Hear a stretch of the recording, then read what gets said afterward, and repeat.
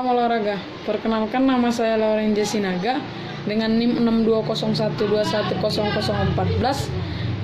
Saya dari kelas IKOR B 2020, program studi ilmu keolahragaan, Fakultas Ilmu Keolahragaan Universitas Negeri Medan.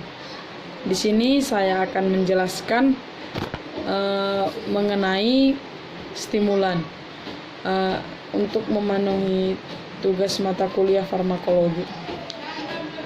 Jadi stimulan ini merupakan zat atau golongan obat yang dapat merangsang sistem saraf pusat manusia.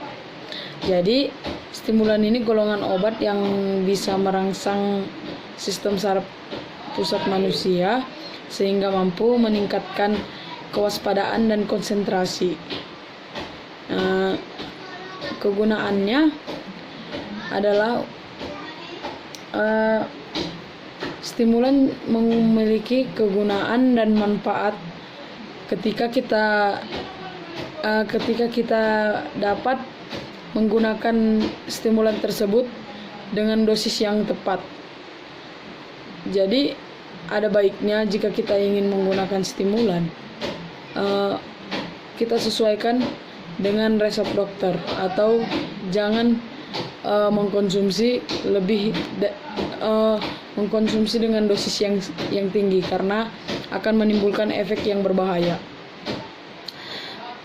Jadi stimulan ini dapat mengurangi kondisi medis atau dapat mengobati penyakit-penyakit tertentu seperti penyakit ADHD atau sering kita ketahui penyakit ADHD ini adalah kondisi kronis di mana kita penderita sulit fokus, hiperaktif, dan impulsif. Dan yang kedua itu ada narkolepsi, di mana ini merupakan sebuah gangguan tidur kronis yang menyebabkan penderita itu ngantuk pada siang hari dan terjaga pada malam hari. Berikutnya, dia juga dapat mengobati penyakit asma, obesitas, hidung tersumbat, sinusitis. Sinusitis ini juga penyakit yang terjadi pada bagian hidung atau bagian indera pencium. Dan berikutnya ada penyakit hipotensi akibat anestesi. Stimulan ini juga dapat membuat seseorang selalu terjaga, fokus, waspada, percaya diri, dan energik. Jadi ketika seseorang mengkonsumsi stimulan, orang itu dapat menjadi lebih percaya diri dan energik dan fokus pada suatu hal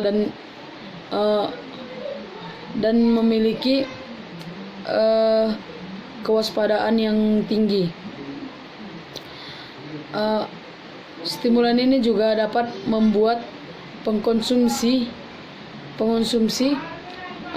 merasakan kegembiraan dan mampu juga membuat pengkonsumsi memiliki kemampuan peningkatan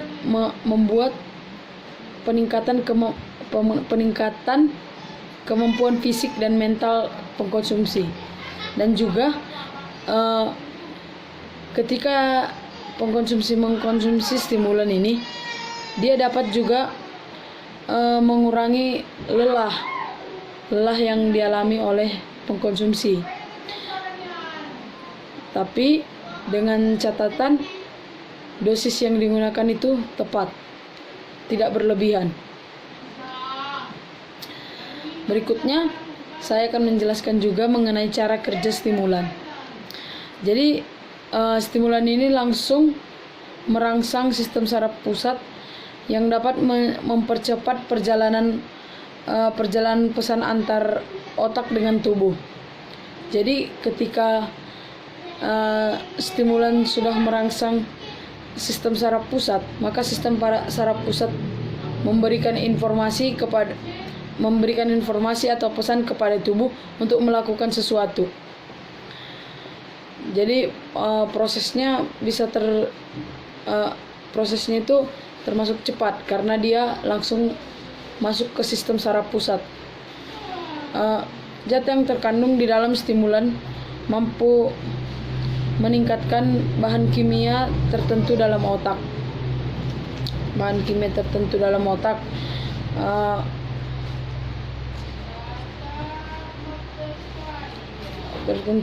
Dapat meningkatkan bahan kimia tertentu dalam otak seperti dopamin dan norepinefrin. Dopamin ini adalah suatu zat kimia yang kadarnya bisa meningkat saat seseorang mengalami sensasi yang menyenangkan. Sensasi yang menyenangkan ini contohnya ketika perasaan seseorang itu senang. Contohnya ketika kita ketika kita makan makanan yang terbilang enak, maka kita akan senang. Jadi dopamin ini mempengaruhi emosi seseorang. Berikutnya, norepinefrin itu adalah zat kimia yang bekerja dengan menyempitkan pembuluh darah dan meningkatkan tekanan darah dan kadar gula darah.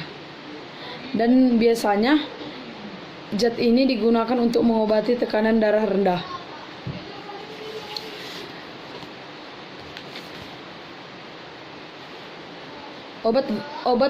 Obat stimulan ini juga dapat meningkatkan aktivitas otak dan akan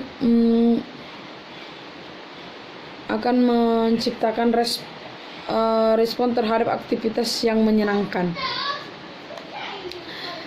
Berikutnya jenis obat stimulan.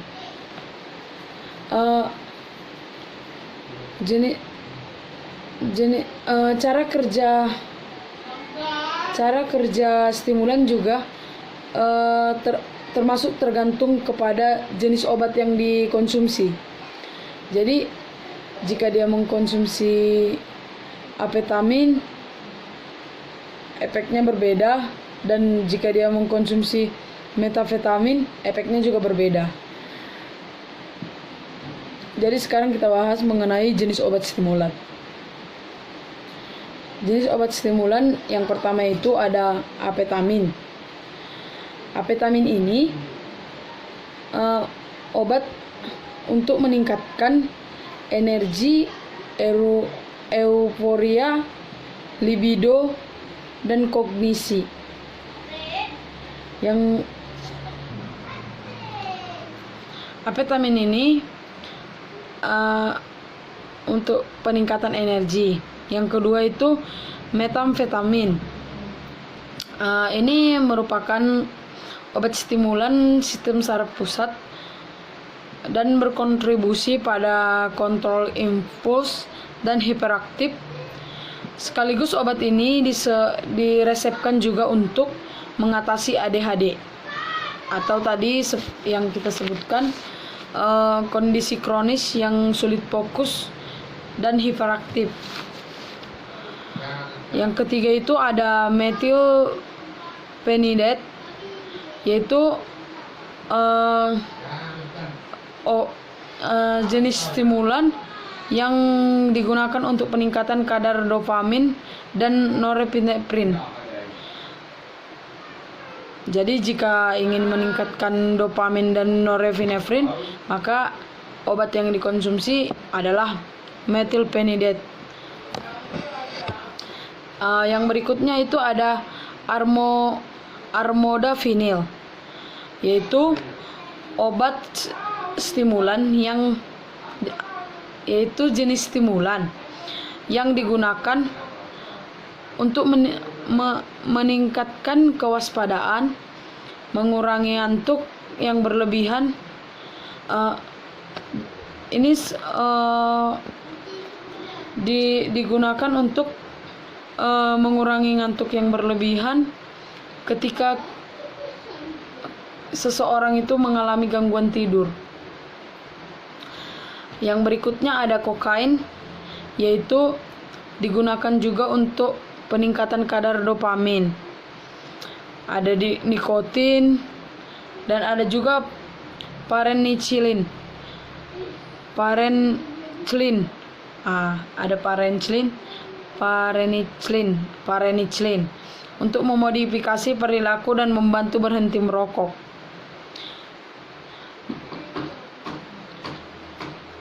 Stimulan ini tidak hanya terdapat dalam bentuk obat, tapi stimulan juga ada yang alami dan terdapat pada makanan dan minuman. Kalau seperti yang sering kita konsumsi, ada seperti coklat. Jadi pada coklat juga terdapat stimulan, tapi dia stimulan yang alami. Ada kopi, teh, cola, dan sejenisnya lah sebagainya. Berikutnya ada juga efek yang terjadi ketika stimulan ini disalahgunakan atau dikonsumsi dengan dosis yang berlebihan. Jadi ketika mengkonsumsi stimulan pada kadar dosis yang berlebih dan tidak mengikuti resep dokter, maka akan mengalami berbagai gangguan yang seperti cemas.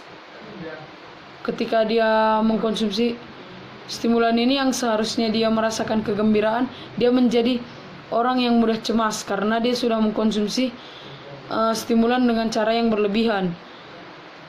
Berikutnya, dia juga merasa panik, kejang, sakit kepala, tekanan darahnya tinggi, suhu tubuhnya pun meningkat, mual, kram perut.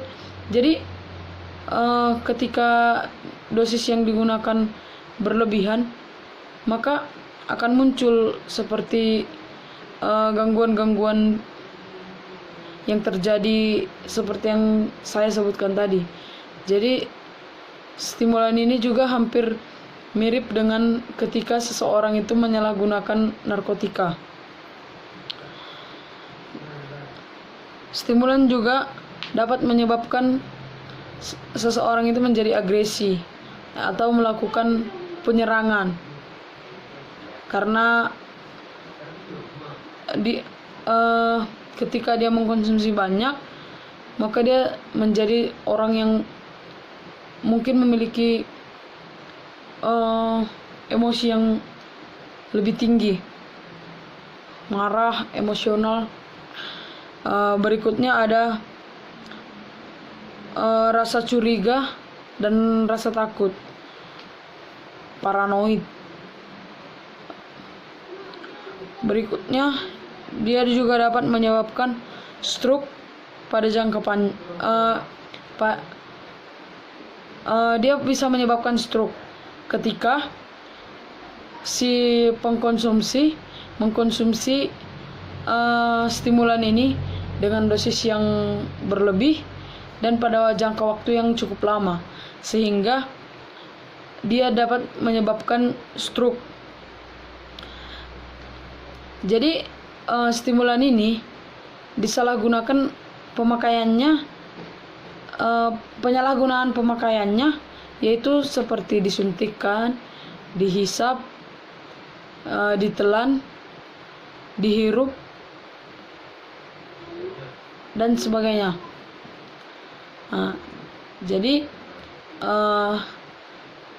stimulan bisa bermanfaat bagi tubuh kita dan ketika kita tidak salah mempergunakannya, ketika kita mengkonsumsinya dengan dosis yang pas dan dengan kadar yang tepat dan mengikuti konsultasi atau resep dokter, dan ketika kita mengkonsumsinya dengan kadar yang lebih tinggi, maka kita akan merasakan efek yang lebih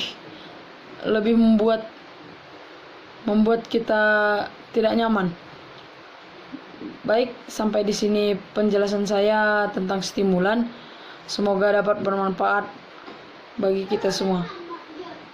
Salam olahraga.